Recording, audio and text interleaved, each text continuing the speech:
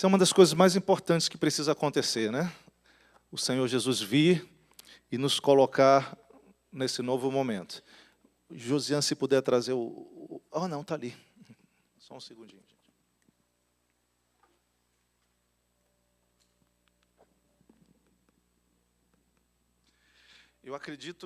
Eu acredito que nas últimas semanas, há muito tempo, as pessoas não pensavam tanto no Apocalipse. Você concorda comigo? Verdade ou não? Deixa eu só adiantar aqui. Ok, Flávio, agora eu já controlo. Tá bom. Obrigadão. Está travando aqui. Pode deixar, aqui eu controlo. Agora vai. Então, um bando de imagem que tem mexido com a gente ao longo dos últimos tempos, né? A gente fica pensando, o que está acontecendo? Que mundo é esse? Será que nós estamos chegando no final dos tempos? Lá no Brasil, a gente não costuma muito ter terremoto, particularmente lá de onde eu venho, mas na década de 70, se eu não me engano, no final da década de 60, aconteceu uma coisa muito engraçada, particularmente em Belém. Teve um terremoto, lá na Amazônia.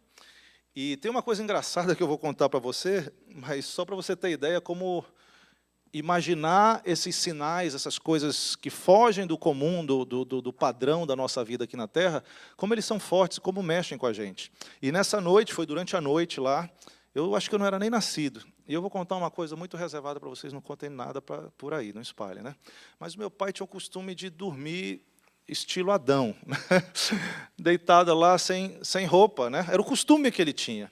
Só que nesse dia, por algum motivo, ele decidiu não fazer isso. Ele botou o short dele, né? Só que ele esqueceu. E o que aconteceu? Teve esse tremor, as pessoas ficaram assim, naquela agonia, nunca tinham experimentado isso. Gente, ele acorda no meio da noite. Imagina você, né? Quantos já passaram terremoto aqui em Los Angeles? É impressionante, na verdade. É uma coisa que assusta, é uma coisa que foge, parece que você está num filme, né? Então imagina a pessoa lá na Amazônia, acostumado com a maior tranquilidade, acorda com o chão tremendo. Ele pensou, meu Deus, está acabando o mundo, vou sair dessa casa aqui. Ele achando que tinha dormido como os outros dias sem roupa, o que ele faz? Pega o underwear dele e veste por cima do short e vai para a rua. Irmão, você imagina a cena do super-homem, né? Praticamente ali acontecendo. Por quê? Porque quando acontece algo que foge, a gente fica meio sem saber como agir, sem saber o que fazer. E eu acho que, ao longo desses últimos dias, muita gente está repensando a sua vida, né? Muita gente está se perguntando o que está acontecendo. E fatos como esse, terremoto, furacão, guerra, rumor de guerra, fome, tantas coisas, nos fazem lembrar do que a Bíblia diz. Mesmo quem não é cristão, uma hora dessa deve estar pensando, caramba, será que o fim do mundo está chegando? Sim ou não? Mas aí vem a pergunta, o que realmente a Bíblia nos ensina? O que esse livro em particular do Apocalipse, ele nos ensina que a gente pode aprender? Então a gente vai começar hoje a ver um pouquinho a respeito disso. Primeira coisa, quem foi que escreveu o Apocalipse, né? Foi esse homem chamado João. Essa foi uma das últimas fotos que ele tirou na ilha de Patmos, tá bom? Ele postou no Instagram daquela época. Uma brincadeira, lógico. Todas as imagens que vocês vão ver aí é meramente fictícias, tá bom? Por favor, já fiquem sabendo disso. João, ele era um pescador, irmão de outro pescador, quando Jesus começou a convocar pessoas ali na Galileia. E ele foi um daqueles discípulos que andou com Jesus. E ele tinha uma característica em particular, ele era chamado, tinha esse apelido aí, do discípulo amado. Tanto é que tem aquela cena que você conhece bem na Santa Ceia. João estava próximo de Jesus, e o que ele faz por causa dessa proximidade, por causa desse relacionamento de amor? Ele é aquele que encosta, né, sua cabeça no peito do mestre. Ele tinha essa característica. Se você lê as epístolas que João escreveu, são epístolas marcadas pelo amor. Ele enfatiza, a teologia joanina é mostrar que o nosso Deus, ele é amor. A essência do nosso Deus é amor. E se a gente não vive uma vida de amor para com o nosso próximo, nós não temos nada a ver com Deus. Por isso ele destrói muitos dos conceitos religiosos que até hoje nos nossos dias existem. Porque o único Deus, criador de todas as coisas, ele é amor, e ele provou o seu amor por nós, mandando Jesus morrer por nós na cruz. E João, ele trabalhou ali numa área, particularmente, ele desenvolveu parte do ministério dele, boa parte do ministério, numa cidade chamada Éfeso. Essa cidade que tem aí na Bíblia, para quem Paulo escreveu uma carta. Ela é localizada ali num local que era chamado, naquela época, da Ásia Menor. E ele chegou a um ponto que ele foi perseguido por causa do Evangelho. É interessante, não está na Bíblia, mas se você ler relatos de alguns dos historiadores daquela época, eles contam umas coisas assim meio sobrenaturais a respeito de João. Você imagina, aqueles imperadores romanos, quando começaram a ver o cristianismo crescendo e causando um certo impacto, até mesmo na noção que eles tinham de poder e autoridade, porque eles dizem, como é que essa religião começa a crescer dessa maneira, como é que ela começa a ocupar diferentes territórios geográficos, como é que ela se expande de uma maneira tão rápida, de uma maneira poderosa? Nós vamos contra isso. E a Bíblia mesmo, no livro de Atos, relata as perseguições que aconteceram.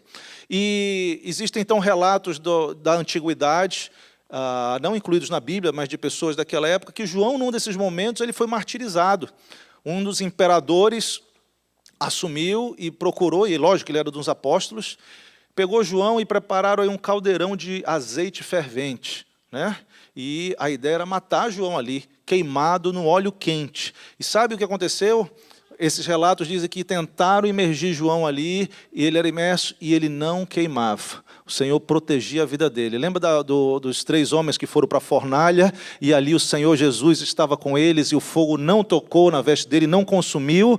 Existe esse relato, que esse apóstolo do amor, João, passou por esse tipo de experiência. As pessoas se espantaram naquela época e disseram, esse cara é um mago, é um bruxo muito poderoso. Não vai ter como matar, vamos mandar ele para bem longe, vamos mandar ele lá para essa ilha, e para ele passar um bom tempo. E é justamente no momento que ele está, essa perseguição, ele é lançado para esse local.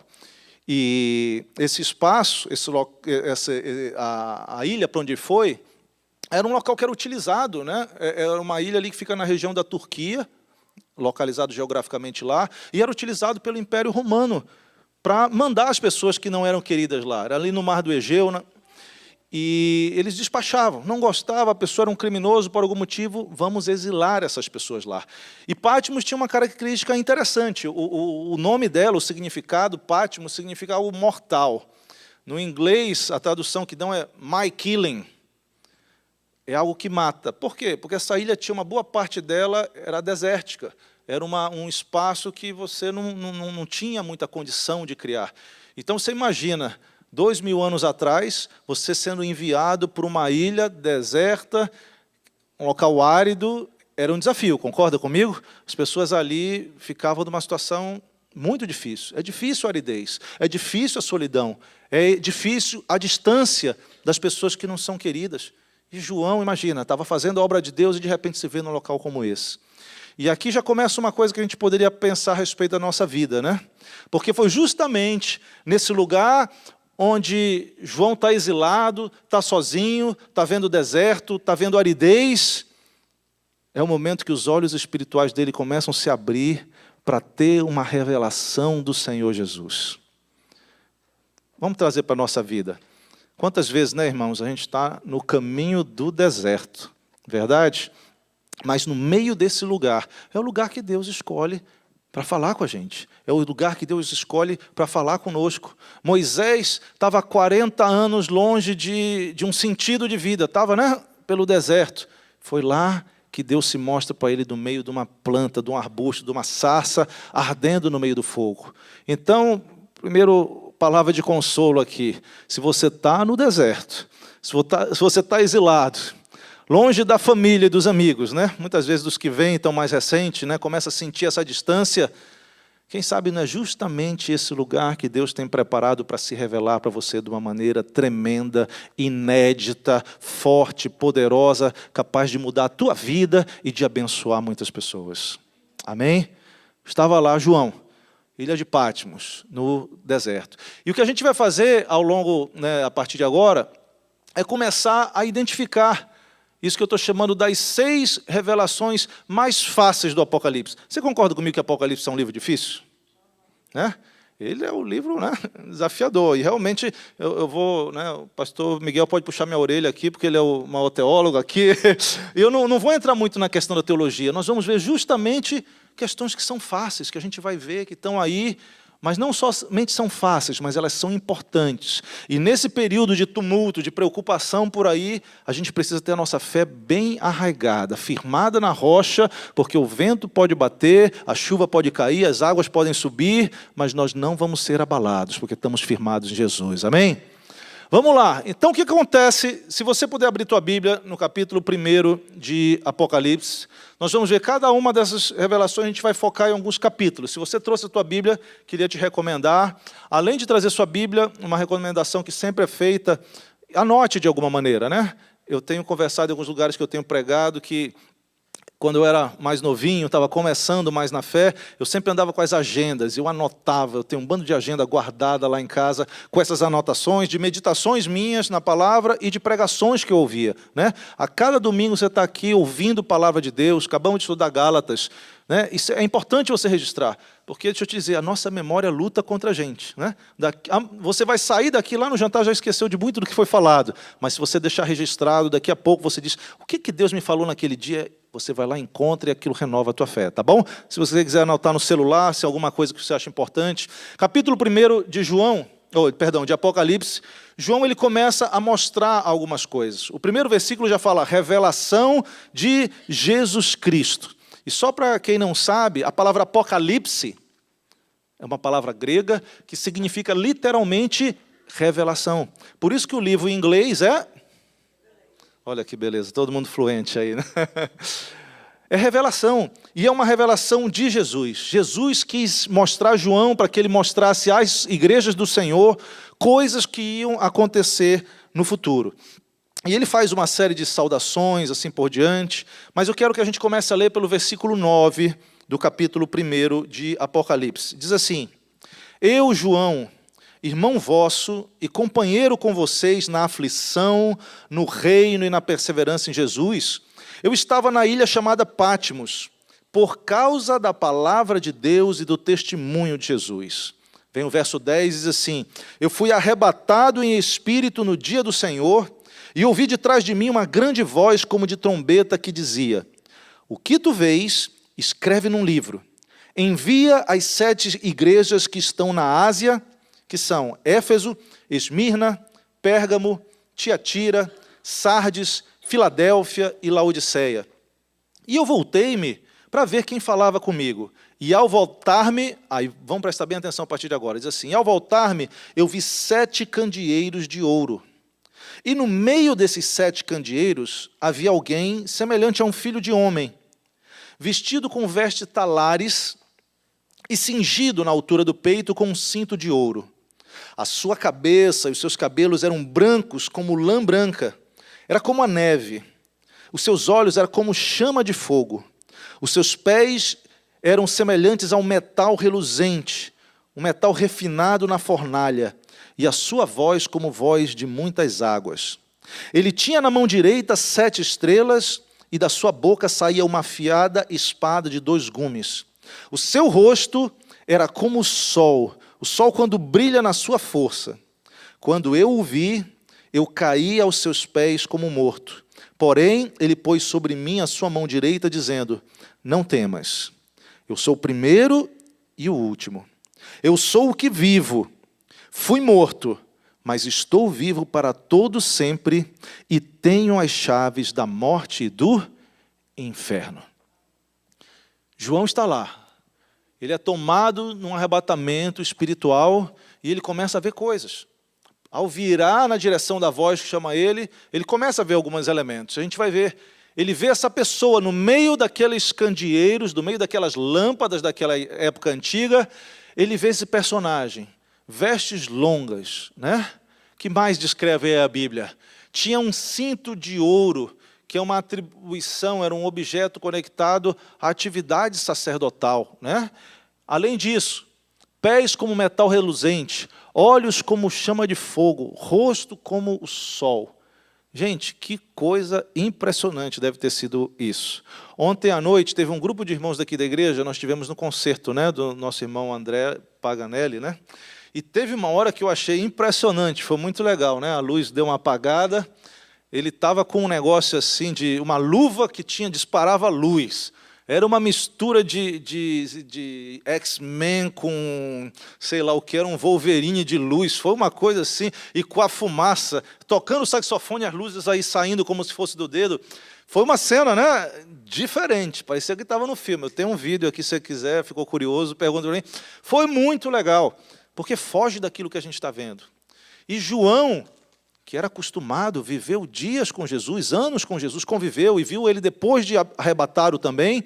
Nesse momento, ele olha para esse personagem e esse personagem é diferenciado, esse personagem é diferente.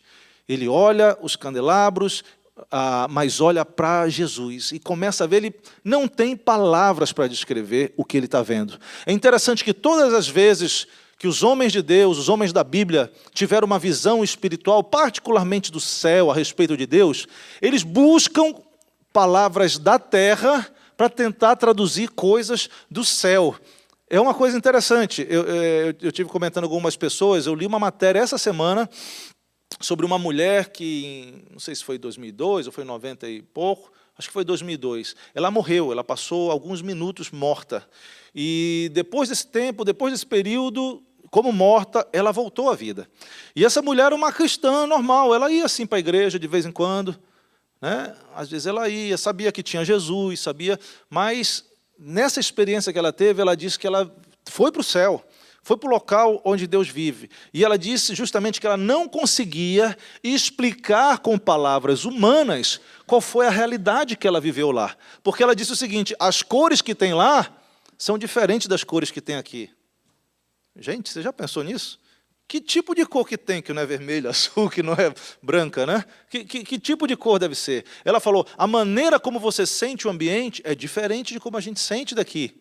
E ela falou, mas uma coisa você percebia, que aquele ambiente, você percebia amor. Você percebia que havia amor, porque Deus é amor. Nesse momento, João está tendo uma visão. E ele diz assim, o rosto dele era como o sol. Gente, se você tentar ver o sol no dia que não é eclipse, né? Cega ou não cega? É ou não é verdade? É impressionante. Ontem eu estava dirigindo e a nuvem estava cobrindo o sol de manhã. Aí eu dei uma olhada, o sol estava parecendo uma lua, atrás da nuvem, né? De repente, a nuvem deu uma passada e ele veio com todo. Eu fiquei, né? Sabe aquela coisa assim, pá! O sol, o rosto de Jesus era como o sol. Ele estava vestido de uma maneira diferente. Cabelos brancos, né? A cabeça branca, simbolizando a divindade dele. Jesus comunica para ele, olha, não temas. A presença de Jesus foi tão forte que João diz o quê? Quando eu vi, eu caí a seus pés como morto. Ele não aguentou a força, o poder daquela manifestação de Jesus diante dele. Mas Jesus diz, não temas, eu sou o primeiro e eu sou o último. Eu que vivo, eu fui morto, mas estou vivo para todo o sempre. Jesus tinha essa voz de muitas águas. Ele era um Deus que comunicava, ele era aquele que estava falando, era aquele que tinha, da boca dele saía como se fosse uma espada de dois gumes, significando o poder da palavra de Deus em fazer acontecer as coisas, de que nada pode resistir àquilo que Jesus fala. E, interessante, mais adiante, já para concluir, nesse capítulo, ele diz, Jesus fala, verso 20, o mistério das 7 estrelas que tu vistes na minha mão direita e os 7 candeeiros de ouro é esse. As 7 estrelas são anjos das 7 igrejas e os 7 candeeiros são 7 igrejas. Ele começa a conversar com João, começa a explicar com João. E quando a gente pensa, que eu falei que a gente vai ver, né, algumas revelações que são fases que estão no livro do Apocalipse, a primeira revelação é justamente o que nós estamos vendo aqui. Jesus está vivo e está glorificado hoje. Assim como ele estava com João há 2000 anos atrás, ele continua vivo, ele continua glorioso. Se nós pudéssemos vê-lo com os nossos olhos, a gente veria algo glorioso da parte de Deus. A gente veria a glória, a gente veria o brilho, a gente sentiria o poder dele, a voz dele como de muitas águas. Quem já esteve numa cachoeira assim grande? Não é um barulho impressionante aquilo? Jesus falando, Jesus comunicando, tem esse peso, ao ponto que João não resistiu àquilo. Se a gente tem que olhar para o Apocalipse e começar a entender algumas mensagens, a primeira que eu queria que você entendesse e guardasse bem: Jesus está vivo e Jesus está glorificado. Muitas pessoas, talvez por causa da influência ao longo da história do cristianismo, dos ícones, das imagens, dos ídolos, a gente associa, algumas pessoas costumam associar muitas vezes aquela imagem esculpida do Jesus na cruz, né? Eu acho que eu já falei por aqui, não é verdade? Aquele Jesus com uma cara de sofrimento, né? Muitas vezes os próprios apóstolos, quando são retratados e chamados como santos, têm uma cara de sofrimento, uma cara de angústia, ou não é verdade, né? Você não costuma ver um Jesus assim, né, nas imagens, isso não é verdade, não é uma coisa. Mas a realidade é que ele morreu, como ele disse, eu fui morto, mas hoje eu estou vivo. E ele podia ver, eu sou glorificado.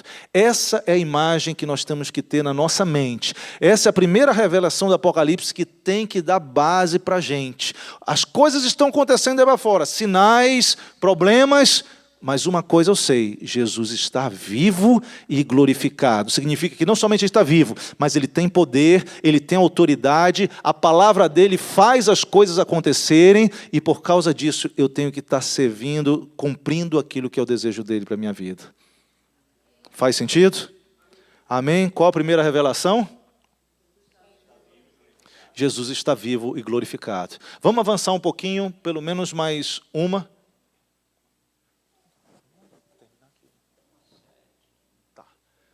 Vamos ver pelo menos mais uma aqui.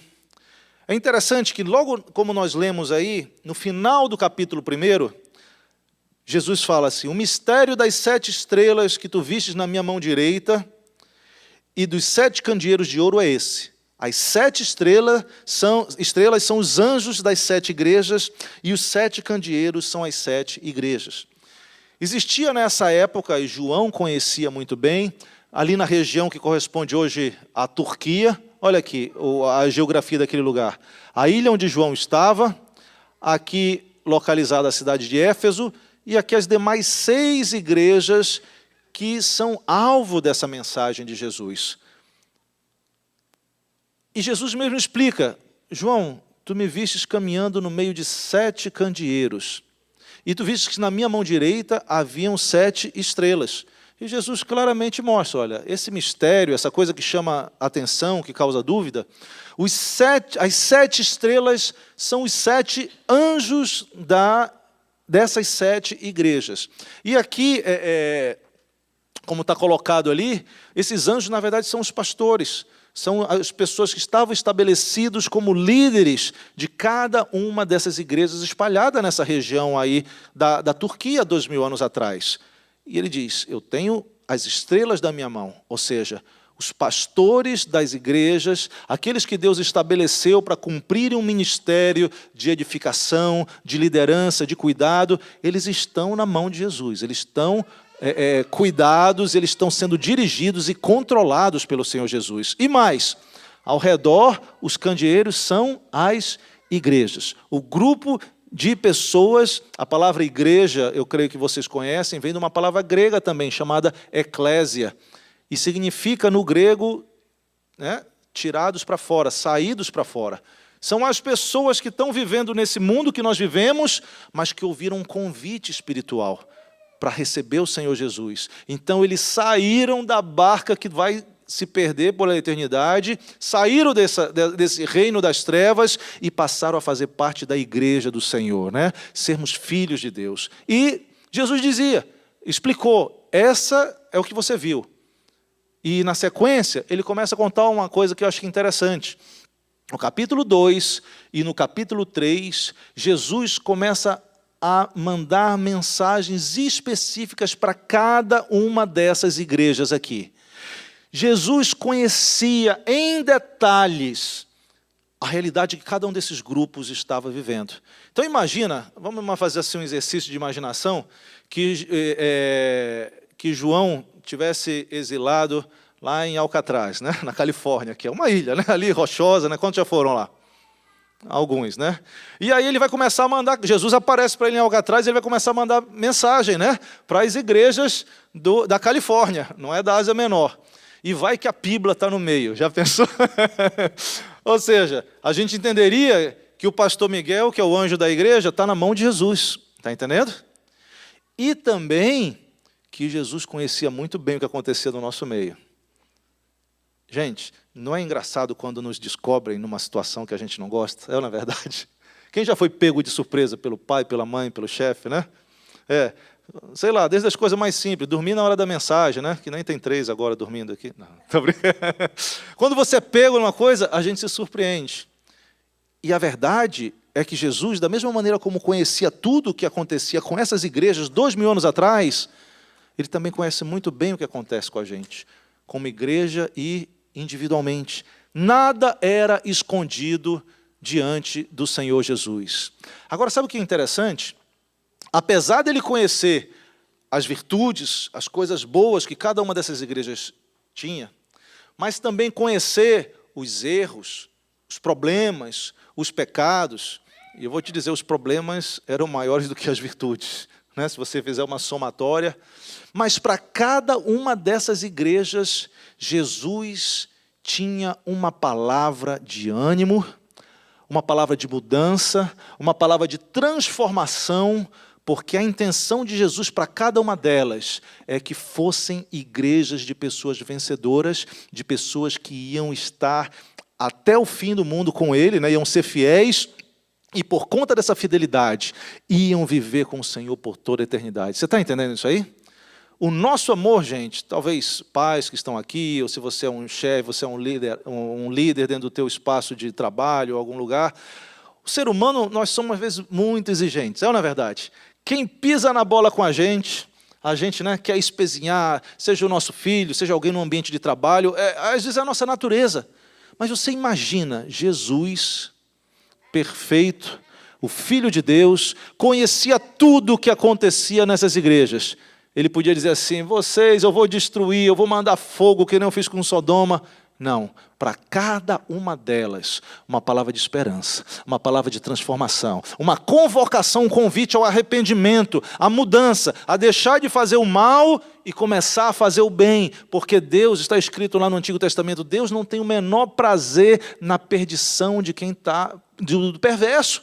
Deus não tem alegria na morte do ímpio. O que Ele gosta é quando existe alguém ruim, mas essa pessoa muda a sua cabeça, se arrepende e passa a viver fazendo o bem que Deus espera da gente. Esse é o desejo de Deus. E a mesma coisa que aconteceu esse tempo atrás, lá de Jesus conhecer as coisas e dar uma palavra, mesmo conhecendo, de exortação, né? Ele briga, ele aponta o erro, ele diz onde está, mas mesmo assim, ele diz, olha, eu estou à porta, ouve, escuta o que eu estou te falando. Quem vencer vai acontecer isso, quem vencer vai fazer isso e assim por diante. Se você olhar, eu achei bastante interessante quando você olha justamente o quadro dessas 7 igrejas. Cada uma delas, e isso vai estar aí no capítulo 2 e no capítulo 3, se você depois for ler na sua casa, você vai ver igreja por igreja a descrição. São poucos versículos de cada igreja, é uma faixa aí de menos de 10 versículos para cada uma. Você vê a igreja de Éfeso. Quando Jesus vai falar com a igreja de Éfeso, no começo do capítulo 2, ele fala ao anjo da igreja de Éfeso, quer dizer, o pastor, o líder lá, eu vou te escrever uma coisa.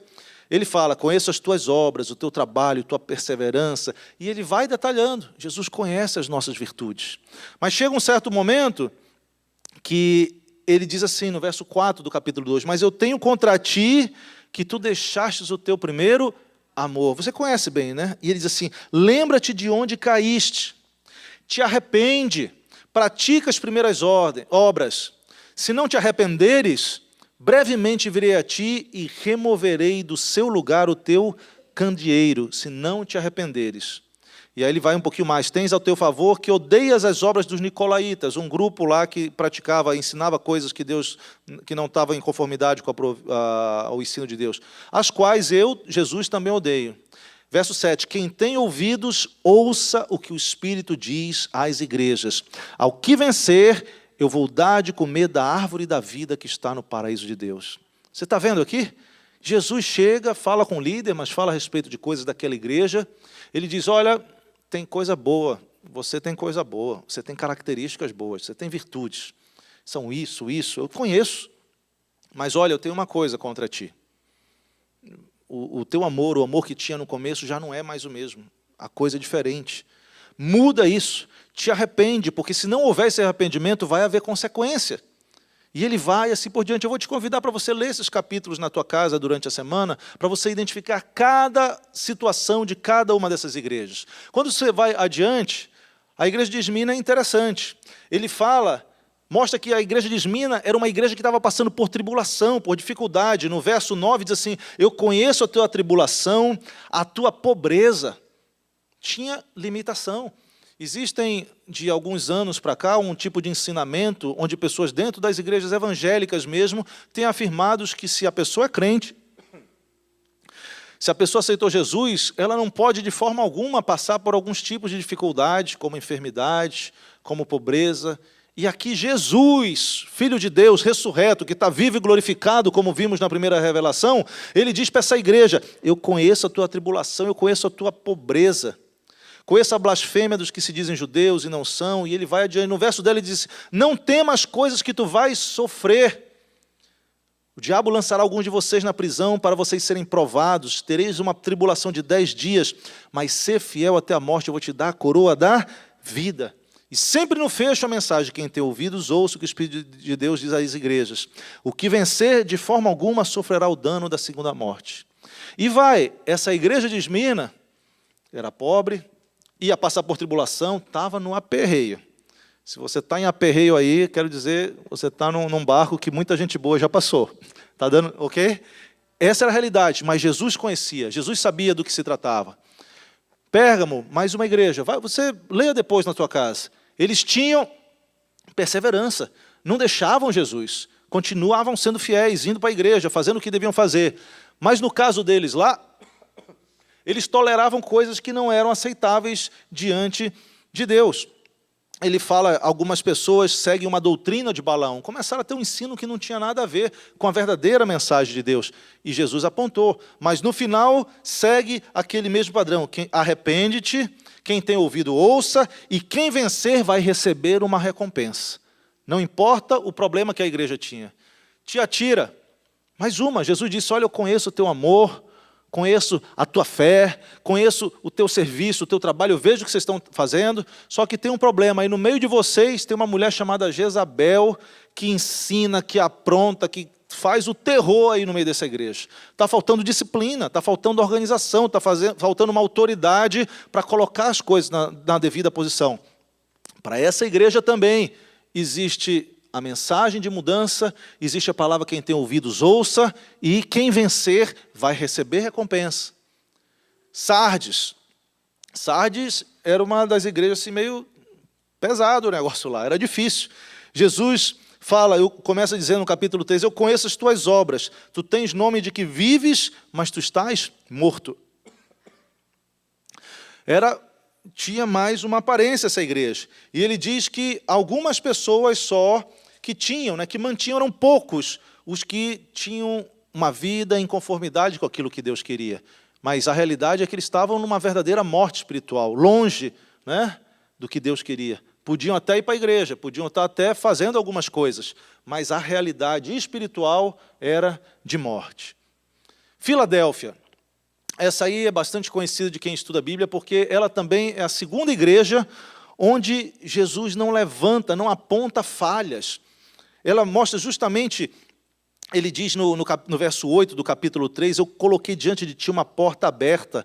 Ele diz, eu sei que tu tens pouca força, mas tu guardaste a minha palavra, tu não negastes o meu nome. E ele faz promessa de proteção e assim por diante. Diz, olha, eu venho sem demora. E ele diz, ao quem vencer, e ele fala também, quem tem ouvidos, ouça o que está falando. Jesus conhece. Jesus sabe da gente, Jesus conhece a sua igreja, e Jesus tem mensagem para cada um de nós. E vem por último, uma igreja chamada Laodiceia.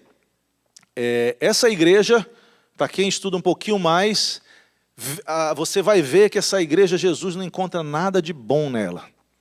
Não encontra, não vê nada. Sabe como é que era essa igreja em particular? Você vai ver aí no final do capítulo 3. Jesus, no versículo 15, começa a dizer assim, olha, eu conheço as tuas obras. Tu não és nem frio, nem és quente. Eu queria que você fosse ou frio ou quente, mas como és morno, eu vou te vomitar da minha boca. Gente, que dureza, né? A pessoa, Jesus, fazer essa avaliação a meu respeito, é pesado, mas esse é o retrato. E olha só o que Jesus fala mais para esse grupo. Ele diz assim, tu dizes, eu sou rico, eu não tenho falta de nada. E aí Jesus fala assim, mas você não sabe que tu és um coitado, miserável, pobre, cego e tu és nu. Sabe o que Jesus está dizendo aqui? Ele diz, olha, eu não me importo com as aparências exteriores. Eu não me importo com os bens materiais. Eu não me importo com aquilo que você conquista na face da terra, porque a riqueza da terra, a traça corrói, o ladrão rouba, né? Passa. Mas Jesus nos recomendou, inclusive, no seu ministério, que nós buscássemos tesouros no reino dos céus, espirituais. E Jesus chega para essa igreja tinha grana, essa igreja tinha capacidade, né? Particularmente essa cidade, Laodiceia, os estudiosos dizem que ali havia uma indústria, né? Lógico, dentro da realidade daquela época, de produção de tecido. Ali era desenvolvido, tinha um tipo de bálsamo para visão também, né? Tipo um colírio, alguma coisa para ajudar. E Jesus vai em cima daquela realidade, daquele local, daquela igreja, diz assim, tem indústria de fazer tecido, de fazer roupa aí, mas espiritualmente vocês estão nus. A cidade é próspera, a igreja tem dinheiro, mas espiritualmente vocês são pobres. Aí tem produção de bálsamo para melhorar a vista, mas espiritualmente vocês são cegos e vocês são miseráveis. Que peia, né? E Jesus disse assim, eu estou para vomitar vocês da minha boca. Né? Você nunca pensou, digo, meu Deus, será que Jesus vai me vomitar hoje? Quando a gente, né, percebe que está tomando um rumo que não é o que Deus quer para a gente. Mas o que mais me impressiona, gente, é que essa igreja, se fosse eu, Jesus, eu já tinha, né, dado um jiu-jitsu, um golpe aí, alguma coisa, tinha acabado com eles, tinha destruído, que nem aquela frase que usa, né, porque eu pareço legal, mas eu penso em destruir cada pessoa, né? Como homens, né? A gente deixa as coisas. Não, Jesus não tem essa atitude. Essa igreja pecadora, com prática orgulhosa, achando que muito tinha, ele começa a dar conselho. Ele diz, olha, eu te aconselho que tu compres ouro refinado no fogo de mim. Em outras palavras, que tu venhas a adquirir tesouros espirituais. Comigo, buscar de mim, não os tesouros da terra. Depois ele diz o seguinte, vem obter vestes brancas comigo para que te vistas. Não as vestes caras, talvez, né, de marca que eles poderiam ter. E mais adiante ele diz assim, sim, para que não seja mostrada a tua nudez espiritual. E depois, no final do versículo, ele diz, e compra de mim colírio, para tu ungires os teus olhos e poder ver. Essa igreja não conseguia nem ver a própria miséria dela. Estava cega para a sua realidade. E aí, um dos versículos, que é uma declaração tremenda de amor, mas com certeza que a gente não gostaria de ouvir essa declaração de amor. Jesus diz assim no verso, só olha aqui para mim, não precisa nem ver ainda não, olha no verso 19, ele diz assim, eu repreendo e eu castigo a todos quanto eu amo. Isso é um conceito um pouco diferente do que a psicologia de hoje nos diz a respeito dos filhos, né? Deixa fazer o que quiser. É lei contra o pai que repreende e castiga, né? Estou exagerando um pouquinho, mas para você entender. Mas sabe qual é a perspectiva de Deus? Ele ama tanto que ele sabe quando o filho precisa da correção e vai fazer algo para o bem desse filho. A igreja estava totalmente fora daquilo que era para ela seguir. Mas Jesus vem com um coração cheio de amor, exorta, aponta onde está, chama ao arrependimento e diz, eu estou fazendo isso por um motivo. Eu te amo. Quantas vezes, né, a correção que vem de Deus, a gente não gosta, não é boa, mas é Deus que sabe o porquê. Minha mãe me conta a história de um homem que... Meu avô era pastor no Brasil, a vida dele toda foi pastor, e ele comentava de um irmão que ele nunca avançou na vida, assim, do ponto de vista financeiro. E, de alguma maneira, Deus mostrou para aquela pessoa que isso nunca aconteceria, porque no dia que ela tivesse um pouquinho mais de dinheiro, ela não ia seguir nos caminhos do Senhor. Até porque a palavra de Deus diz, Jesus disse, né, como vai ser difícil os ricos entrarem no reino dos céus. Né? Uma vez me perguntavam, você quer ser rico? Aí eu digo, gente, vai ser difícil entrar no reino dos céus. Não, melhor ficar desse jeitinho que eu estou, mas eu quero entrar. Eu não quero que o dinheiro me seja um impedimento para isso. E Jesus está falando aqui, eu repreendo e castigo quanto eu amo. A repreensão, o castigo de Deus, se você está, de repente está se sentindo, poxa, Deus só pode estar me castigando, meus parabéns, Deus te ama. É ruim, não é? É ruim. Quem já apanhou dos pais? Eu apanhava, na minha época, apanhava de diversas modalidades, né? Acho que cada um aqui deve ter cada história, né? Chinelo, cinto, escova de sapato. Essa era dolorosa, né? O bolo. Mas Deus me deu graça, estou aqui por causa dos benditos castigos que meu pai e minha mãe passavam, das suas, né? Essas coisas todas. E nosso Deus é assim. Às vezes Ele nos repreende, às vezes Ele nos castiga. Por quê? Porque Ele nos ama. E Ele está insistindo. O verso 20 diz, eu estou à porta e se alguém ouvir minha voz, abrir a porta, eu vou entrar em sua casa e eu vou jantar com ele, ele vai jantar comigo. Para aquela igreja que estava totalmente fora do padrão, Jesus exorta, repreende, mas diz, ei, meu desejo é a gente comer junto. Pensa numa pessoa que você não gosta. Você chamaria ela para comer contigo? Difícil, né? Mas Jesus, mesmo quando olha que a gente não está fazendo o que Ele gosta, o que Ele aprova, Ele diz assim, eu estou com tanta vontade da gente ir para um restaurante comer, só que eu estou com vontade de fazer essa festa, esse jantar, essa comunhão, essa amizade dentro do teu coração, dentro de ti. Eu vou entrar e vou cear contigo. E mesmo para essa igreja que estava tão fora dos quadros, Ele diz assim, a quem vencer, eu vou permitir sentar-se comigo no meu trono, assim como eu venci e me assentei com meu Pai no meu trono. Quem tem ouvidos, ouça o que o Espírito diz para a igreja. Nós vamos terminar com essa segunda revelação hoje, se a gente tiver oportunidade, semana que vem, continua. A segunda revelação, frisou aí o vídeo? Está frisado aí? Vê se dá para dar uma setinha aí, por favor, Flávio, parou aqui. Para adiantar, uma seta para baixo, por favor, para a direita. Foi? Aí. A segunda revelação é que Jesus se importa e Jesus fala com a sua igreja. Como foi que João viu Jesus? Onde Jesus estava? Caminhando no meio dos candeeiros. Imagina, né? Até essa aqui é uma representação. Imagina, ele a cada momento olhava esse aqui, Éfeso, deixa eu agora ir para Tiatira, deixa eu ver Esmirna. Você consegue imaginar isso? O Senhor Jesus, é lógico que Ele é onisciente, isso é uma metáfora, uma comparação. Mas você já pensou o Senhor Jesus, a cada momento, na vida de Gisele, Poliana, Bênlio, Márcia, vem, né? Olha para a gente. Ai, diz assim, essa Jaque. Eu estou brincando. Você está entendendo? Jesus, Ele se importa, Ele nos conhece. E Ele tem uma palavra de amor, de restauração, de transformação, de convite. E Ele está falando conosco o tempo todo. Jesus não para de falar conosco. O mesmo Jesus que falou para essas 7 igrejas lá da Turquia, 2000 anos atrás, numa revelação para o apóstolo João, uma coisa profunda, Ele continua no nosso meio hoje. Ele disse, onde tiverem 2 ou 3 candeeiros, onde tiverem 2 ou 3 filhos reunidos por causa do meu nome, eu estarei presente. E Ele está presente no nosso meio através do seu Espírito. Ministrando, falando.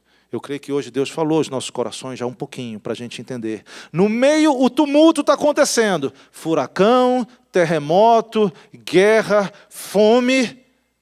Mas a gente se apega em 2 coisas. Qual é a primeira revelação? Jesus está vivo e glorificado. Qual é a segunda revelação? Jesus se importa e fala com sua igreja. Vamos orar? Vamos orar? Eu queria que você se colocasse diante de Deus. E por alguns segundinhos a gente vai cantar só o coro que a gente cantou ainda agora. Né? Aquele vem, vem, o Espírito e a noiva. Mas eu queria que antes da gente cantar, que você se imaginasse. Se colocasse como uma dessas igrejas aí. Perceba que Jesus conhece a tua vida. Sabe do teu viver. E Jesus, eu não sei se você se encaixa mais em Éfeso, se você se encaixa mais em Tiatira. Quem sabe, talvez até em alguma situação, nós estamos que nem Laodiceia. Mas esse é o momento de nós conversarmos com Deus. Jesus já te falou alguma coisa nessa noite, eu creio. Que te convida a fechar teus olhos. Começa a falar agora com o Senhor. Comece a dizer aquilo que está dentro do coração. Talvez você esteja cheio de louvor a Deus aí, dizendo: Jesus, muito obrigado. Que bom que tu caminhas, que tu me conheces, que bom que tu me sondas, que bom que tu estás comigo, que bom que tu cuidas do anjo da igreja, que bom, Senhor, que tu estás vivo e glorificado. Talvez alguns de nós vão dizer: Senhor, eu reconheço que talvez o meu seja o primeiro amor que se foi, eu não tenho mais a mesma disposição, mais o mesmo ânimo. Senhor, talvez a minha situação é a tribulação, eu estou passando por tanta tribulação. Cada situação de cada um de nós aqui, o Senhor que caminha no meio dos candeeiros, Ele conhece, creia nisso. E mais, Ele tem uma palavra, Ele conhece e tem uma palavra específica. Vamos falar com esse Jesus agora. Diga: Jesus, tu conhece a minha situação, é isso que eu quero te colocar. E mais interessante ainda, Ele tem uma palavra de vitória para ti. Ele tem uma palavra de transformação. Ele tem uma palavra para te levar a estar da maneira como Ele quer. Nós vamos orar nesse instante. Pai Santo, que preciosa é a Tua palavra. Mesmo no meio desse livro de Apocalipse, que é tão difícil às vezes da gente entender, nós estamos conhecendo hoje, aprendendo mais algumas coisas. Nós queremos te pedir, Jesus, vem te revelar para cada um de nós, te mostrar como esse Jesus poderoso, esse Jesus que fala e as coisas tremem, a terra treme, esse Jesus que é glorioso, que o rosto brilha como o sol, que os olhos são como chama de fogo. Vem te mostrar para cada um de nós dessa maneira, Deus. Vem te revelar a cada um aqui, porque eu sei que da maneira como João caiu ao ter uma visão tua, eu sei que nós vamos ser tocados, sensibilizados. Isso vai mexer com a gente, se nós tivermos essa visão. Então hoje, pela Tua palavra, que essa palavra esteja produzindo fé no coração de cada um, para estar realmente te vendo, para estar te ouvindo. E Senhor, e que bom saber que Tu conheces de tudo, nós não temos o que esconder de Ti. Nessa noite nós estamos nos colocando como aquela igreja de Laodiceia, que diante de Ti nós estamos nus, mas nós queremos Te pedir: vem com as Tuas virtudes. Vem com as coisas que são Tuas, Jesus. Vem nos cobrir. Vem tirar a nossa miséria e vem colocar a Tua riqueza no lugar disso. Vem colocar em nós as Tuas virtudes, o Teu amor, a Tua visão, o Teu cuidado, a Tua santidade, que precisamos tanto, Senhor. Nessa noite, começa a te revelar de uma maneira especial a cada um de nós aqui. Nós queremos que essa semana seja diferente, que a gente saia com essa certeza de que o Jesus Todo-Poderoso que morreu e ressuscitou nos conhece, se preocupa conosco, nos ama, está falando com a gente, até mesmo batendo na porta do nosso coração e dizendo: eu quero estar contigo, eu quero ter comunhão contigo, eu quero desfrutar da Tua amizade, filho meu, filha minha. Foi para isso que você foi criado. Senhor, nós te damos honra, te damos glória. Obrigado porque Tu és esse Jesus, esse Salvador tão precioso. O nosso desejo é estar contigo um dia, em comunhão contigo, vivendo para te adorar eternamente. E se você tem esse desejo, vamos tentar cantar uma vez só esse coro, dizendo: vem, vem. O Espírito e a noiva dizem: vem. Vem, vem, o Espírito e a noiva dizem: vem. Pastor Miguel está com a palavra agora.